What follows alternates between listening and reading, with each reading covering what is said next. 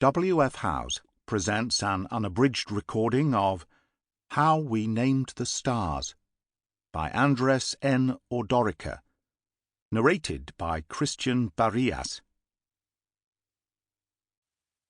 For my grandfather Filomeno, and for Serena. Vladimir, do you remember the Gospels?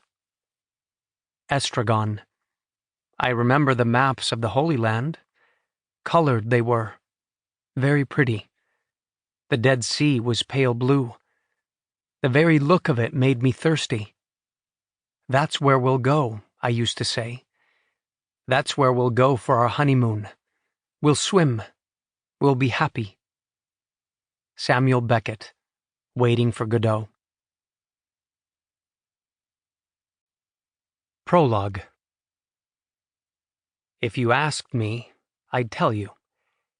Cetus, the sea monster, which would no doubt prompt questions charged with panic and intrigue. It's not a pretty myth, but I'd explain how the Aztecs knew the constellation as Axolotl. Perhaps, being native to Mexico, that pink salamander with its sweet face would be more reassuring to you. The truth is, both origin stories are dark. Scary, even. In the Greek myth, Princess Andromeda was offered up as a sacrifice for the monster Cetus to devour, in hopes this act might bring an end to Poseidon's wrath. Xolotl, who inspired the lizard's name, was god of fire and lightning, a guide for the souls of the dead into the underworld. If you asked me to explain why I chose this constellation to be yours, which of course you would, being you, I'd say that although darkness can be scary, it can also be profound. I'd say, imagine a blacked-out room, completely void of light. Now imagine striking a match.